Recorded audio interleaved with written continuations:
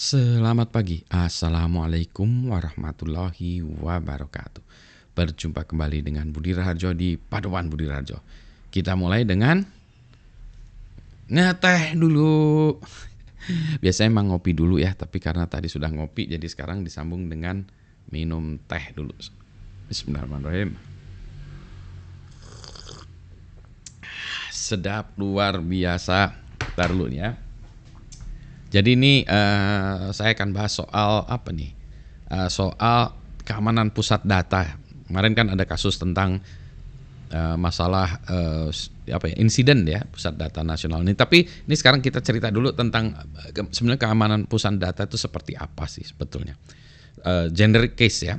Baik, saya coba mulai dengan ini. Oke, ini ada slide-nya. Kita mulai ya. Nah ini, in the beginning ya. Pada awalnya setiap instansi di pemerintahan, di perusahaan, di kampus, pokoknya di semua organisasi atau unit-unit memiliki aplikasi yang berjalan di servernya sendiri-sendiri. Jadi masing-masing punya aplikasi sendiri-sendiri. Bentar ya, ini sebentar. Nah, disambung supaya ini ada gambarnya. Jadi setiap instansi atau unit itu memiliki aplikasi yang berjalan di servernya sendiri-sendiri. Misalnya ada bagian kepegawaian buat sistem informasi kepegawaian, SIMPEG, sistem informasi, M-nya manajemen katanya. SIMPEG, oke, dikelola oleh pengelola kepegawaian, taruh di atas mejanya sendiri, mungkin di orang yang mengelola itu. Kemudian ada sistem informasi kehadiran atau apapun ya. Atau kalau di kampus ada sistem informasi kemahasiswaan, dikelola, taruh di atasnya kepala dinasnya. Nah, itu ya, itu yang awal-awal seperti itu. Jadi servernya ada di mana-mana. Kalau ada 25 aplikasi, ada 25 server setidaknya di 25 lokasi. Bahkan mungkin aplikasinya 75, ada 75 lokasi. Atau enggak sampai 75 Pak, 50 lokasi, tetap aja banyak dan tidak diketahui ya lokasinya di mana. Ini aplikasinya, aplikasinya nggak jalan, sebentar, itu di mana ya? Kemudian tidak jelas pengelolanya. Jadi kalau misalnya tadi kepala dinasnya ganti, aplikasinya tetap jalan. Tidak jelas pengelolanya siapa, misalnya nyuruh anak buahnya, kamu yang buat programming ya atau apa gitu, atau si anak buahnya ini nggak bisa punya kemampuan programming tapi ponakannya sanggup, ponakannya ngerjain ya. Jadi kita nggak jelas nih aplikasi siapa pengelolanya. Kemudian bila aplikasi itu sudah tidak dibuktikan, ya dibiarkan aja. Tidak ada proses untuk mematikan aplikasi, ngambil hard disknya segala macam. Biasanya memang dijalankan aja. Ada kasus nih ya, kasus waktu itu juga di salah satu klien kami yang ketika kita cek, ini aplikasi atau server ini punya siapa? Gak tahu tuh. Tanyain, waduh Pak, saya dulu waktu udah masuk ke sini ya, servernya ini udah ada Pak, komputer ini udah ada. Itu di data center loh. Terus gimana caranya? Udah gini aja, beritahu helpdesk ya, kalau ada yang teriak nanti kasih tahu ke tim operation ini. Itu kabel jaringannya, kabel UTP-nya dicabut. Kalau ada yang teriak, nah yang teriaknya siapa? Nah itu berarti aplikasi penting. Kalau nggak ada yang teriak, nah berarti memang aplikasinya tidak dibutuhkan. Sudah lama gitu ya, dimatiin aja gitu. Tapi sekarang karena kita nggak tahu matiinnya gimana segala macam kan nggak tahu ya, ambil aja jaringannya. Ada ngaco ya, itu ada ganas kasar ya, tapi gitulah ya. Jadi kalau aplikasi sudah tidak dibutuhkan, itu dibiarkan sehingga aplikasi malah nambah. Pengadaannya juga tumpang tindih. Di sana ada membeli server untuk kebutuhan ini, di sini beli server untuk kebutuhan itu, di situ buat pokoknya tumpang tindih. Sehingga kualitas dari segi performance, ketersediaan dan lain-lain sangat bervariasi. Ada yang wah bagus, memang pengelolaannya bagus, mungkin karena baru, capable dan dipakai terus gitu ya, sampai yang asal-asalan gitu. Jadi ini menjadi masalah ya. Dari sisi security ini akan menjadi masalah ya, karena tadi itu tersebar ya di mana-mana, sehingga biasanya kita membutuhkan SDM yang menyebar kemana-mana juga. Nah ini susah. Jangankan SDM-nya banyak tadi di 75 atau 50 tempat. Di satu tempat aja kita cuma kebagian 2 orang ngurusin server banyak. Jadi ini memang susah ya. Itu dari segi SDM, tools-nya segala macam alat-alatnya. Jadi ini memang kalau kita modelnya seperti itu, decentralized, itu memang menjadi masalah dari kacamata manajemen. Apakah decentralized buruk, centralized baik? Tidak juga ya. Jadi itu tergantung dari ketersediaan teknologi, ketersediaan SDM. Jadi ini biasanya campuran ya, mix hybrid ya. Tapi ini untuk menunjukkan bahwa dulunya kayak gini ya. Wah, banyak kacau-kacau. Ini tidak hanya di pemerintahan, di perusahaan juga demikian. Kemudian maka gimana kalau server-servernya tadi itu disatukan di dalam satu tempat dulu ya, satu tempat. Maka ini yang kita sebut namanya pusat data atau data center. Jadi data center ini menyatukan pusat komputasi tadi. Jadi di situ listriknya dijadi satu tempat aja. Karena listriknya harus kualitasnya bagus ya. Networknya juga yang kencang di situ daripada yang tadi masing-masing bandwidthnya kecil-kecil nggak jelas ya, disatukan di satu tempat. Terus environment ya misalnya pendinginan ruangannya itu tempat komputernya itu jadi lebih bagus. Kalau ditaruh di atas meja seseorang kan itu tergantung ya. Kalau siang bisa panas ya, malam mungkin nggak ada orang dingin. Tapi kalau tertutup ruangannya jadi panas, jadi menjadi masalah ya. Nah ini biasanya kalau komputer tuh kalau panas itu hard disknya yang kena duluan ya biasanya. Hard disk atau prosesor kena duluan, ngehang. Kalau hard disk rusak hard disknya. Jadi memang ini ya komputer ini memang membutuhkan environment yang berbeda dengan manusia. Jadi gimana? Nah kalau gitu gimana kalau kita lokasinya ya, ruangan, tempat menyimpan server-server ini kita jadikan satu. Jadi ini kita bicara tentang fisik ya. Di situ satu ruangannya, listriknya juga dari situ, jaringannya dari situ segala macam. Nah, si user atau pengguna tadi membawa sendiri-sendiri komputernya, servernya. Ditaruh di dalam rak masing-masing ya.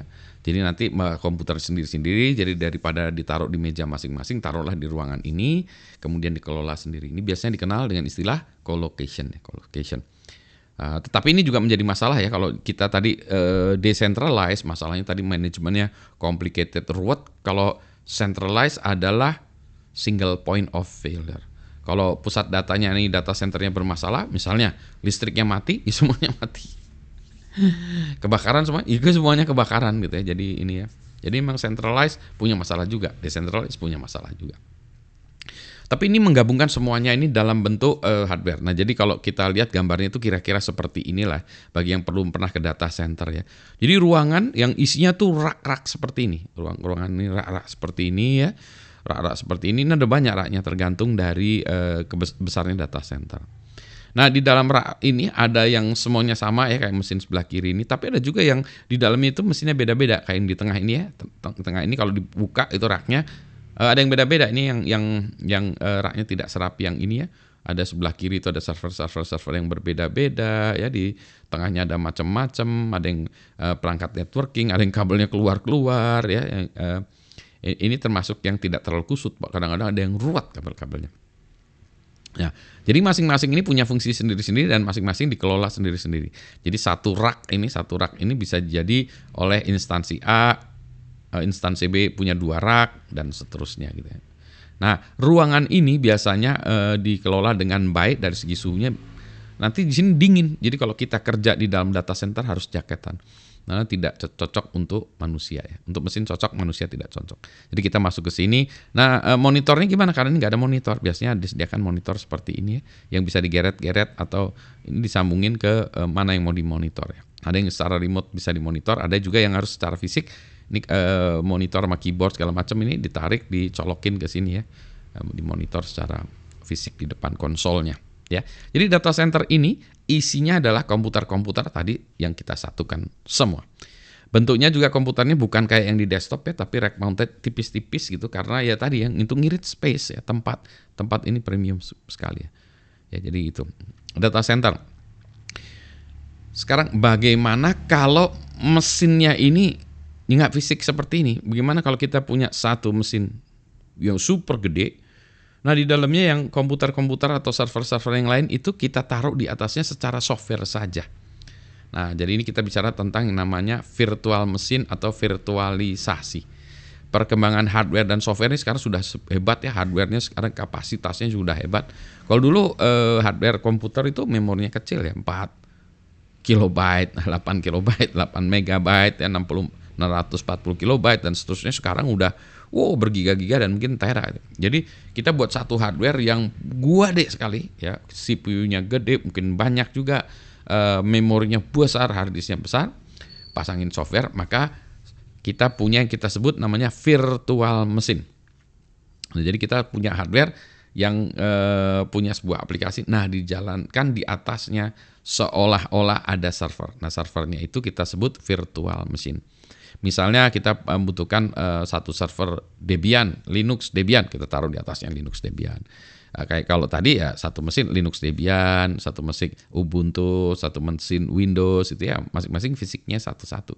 Kalau sekarang enggak, dia jadi seperti software aja, seperti software ada yang kita sebut virtual machine, seperti hardware Ubuntu, Debian atau Windows masing-masingnya, tapi secara fisik satu mesin aja, di dalamnya ada banyak gitu. Nah dalam satu mesin itu yang kita sebut ya virtual host-nya itu akan menjadi host banyak dari virtual mesin. Nah, kalau kita lihat tuh hampir seperti ini. Jadi ini ada satu hardware di bawahnya ya, hardware itu mesinnya. Kemudian katakanlah di atas ini ada satu operating system yang katakannya Linux ya di atasnya. Maka yang kita sebut tadi virtual machine itu nih adalah sebetulnya namanya hypervisor-nya nih. Hypervisor-nya ini yang mengelola banyak virtual machine. Ada VM1, VM2, VM3, ini ditunjukkan 2 virtual machine yang kita sebut GasOS ya. Sini bisa Ubuntu, bisa Windows, bisa macam-macam, di atasnya itu bisa kita taruh banyak. Banyak tuh bisa berapa? Ya bisa puluhan, ratusan, ribuan, tergantung dari kemampuan si komputer ini, hardware-nya ini. Ya gitu. Ada juga yang kan nggak perlu pakai host OS ini aja ya. Gimana kalau si hypervisor-nya ini langsung ke hardware-nya. Jadi hypervisor-nya ini nggak perlu lagi tadi dipasangin Linux-nya aja. Langsung si kan kita juga nggak perlu jalanin macam-macam di sini. Dia cuma menjalanin hypervisor aja. Oh iya benar juga ya. Maka host ini ya, komputer OS-nya ini kita delete, hypervisor-nya turun jadi seperti ini ya. Hypervisor. Nah ini contohnya adalah yang paling ngetop tuh VMware ESXi itu ya, di sini tuh di bawahnya ini dia di hypervisor. Jadi hardware ini kita sebut biasanya orang bilangnya namanya bare metal ya, karena komputer aja metal gitu ya. Pasangin hypervisor terus di atasnya VM. VM-nya bisa berapa? Ya bisa 5.000, bisa berapa ya? Tergantung si hypervisor ini ya. Ya mungkin nggak gitu-gitu amat lah ya, mungkin satu hypervisor menghandle banyak lah gitu. Ya hardware gini. Ya tapi jadi tadi, nah sehingga apa? Data center yang tadinya isinya ratusan komputer, sekarang hanya satu komputer. Yang gede ya, dalam hal capability-nya, kapasitasnya. Kenapa begitu? Kabel-kabelnya aja udah semrawut. Kalau hardware-nya, bayangin ya, kalau ada 100 tuh berarti harus ada 100 colokan listrik. Mencat. Coba di rumah Anda tuh ada 100 colokan listrik dijejer gitu ya. 100 colokan itu kabel jaringannya UTP 100, wah itu ruwet lah ya, nanti nyambungnya kemana-kemana ruwet ya. Jadi dengan satu aja nih sudah menghemat banyak hal. Nah sekarang teknologinya ini memungkinkan virtualisasi seperti ini ya, sehingga sekarang banyak yang menyediakan jasa ini di cloud ya. Jadi sehingga saya pengen punya satu mesin, nggak usah bawa mesin sendiri Pak, kita sediakan 5 menit juga atau 2 menit atau semenit bahkan di setup Bapak mau apa. Saya mau Debian versi segini, jegrek. Saya mau CentOS, jegrek. Saya mau Windows, jegrek. Langsung sebentar Pak, jegrek di generate kan satu VM di sini ya. Itu ya. Nah, sekarang kita bicara tentang security ini, teorinya beda lagi nih. Saya hanya sedikit aja nih karena udah kepanjangan deh. Kalau security itu sebenarnya ada banyak. Tetapi secara umum security itu ada 3 hal: confidentiality, integrity, dan availability. Jadi kalau kita bicara security itu CIA, kerahasiaan, integritasnya tidak berubah, dan availability. Tentu saja ada lagi ya yang lain-lain, non-repudiation, authentication, dan seterusnya. Tapi ini tuh biasanya minor lah ya, minor. Yang majornya ini jadi CIA ini minor. Nah, yang orang-orang ini singkat aja ya, yang dikenal banyak orang tuh kerahasiaan jelas ya, security itu rahasia. Tapi tidak hanya rahasia ya, ada juga integritas. Artinya data transaksi itu tidak boleh berubah. Misalnya saya ngirim uang 3.000 nggak boleh jadi 30.000. Pinjam uang 100 ya Pak, pinjam dulu 100 nggak bisa jadi 10.000 gitu, nggak boleh gitu ya. Itu ya integritas. Ini biasanya transaction system integritas nggak boleh berubah. Voting memilih calon 2 nggak boleh berubah jadi calon nomor 7 gitu ya. Jadi nggak boleh nih ya integritas ini. Ada cara-caranya lah ya nih, kita sebut controls-nya atau kendalinya. Nah yang terakhir nih availability. Dulunya ini nggak dianggap nggak penting ya. Tapi karena kita sudah bergantung kepada sistem IT, maka availability ini sangat mengganggu kalau dia tidak tersedia. Misal yang kasus kemarin tuh, misal kita mau mengakses layanan, Pak servernya nggak ada Pak. Nah ini masalah ya. Masalahnya kita, kegiatan kita, proses activity kita, proses bisnis kita tidak tersedia. Mari kita hitung ya, kalau tidak tersedia lantas kerugiannya seperti apa. Ya, jadi ini ya, nanti kita bahas secara terpisah soal security. Tetapi kalau kita bicara tentang keamanan data center, nah ini ya. Nah tadi kalau kita bilang availability, misalnya kesulitan dari satu yang centralized adalah masalah availability single point of failure. Itulah sebabnya data center biasanya lebih dari satu. Ada data center, ada recovery-nya ya, namanya disaster recovery center. Jadi ada data center, ada DRC-nya, nanti ada DRC yang kedua, ketiga, ada backup-nya segala macam. Sehingga nanti itu tujuannya adalah availability-nya itu ditingkatkan ya. Jadi kalau satu mati masih bisa yang kedua, yang ketiga, dan seterusnya. Ya demikianlah dulu ya, ini balik lagi. Jadi demikianlah tadi secara singkat ya, kalau kita bicara tentang pusat data itu apa, udah kepanjangan, nanti security-nya kita bahas terpisah, tapi sudah ada gambaran sedikit tadi ya. Itulah sebabnya sekarang teknologi virtualisasi menjadi banyak digunakan karena banyak menghemat ya, menghemat dari hal resources. Kalau dari pengelola sistem juga gitu ya, daripada mengelola 500 komputer, lebih baik mengelola 10 komputer kan, 10 server. Ya lebih mudah, semuanya di situ 10 ya. Jadi kita bisa punya 3 orang ngurusin itu. Daripada 500 server harus butuh 50 orang misalnya. Ya, belum lagi ruwetnya tuh. Bayangkan kalau satu dari 500 server yang rusak, itu yang mana gitu.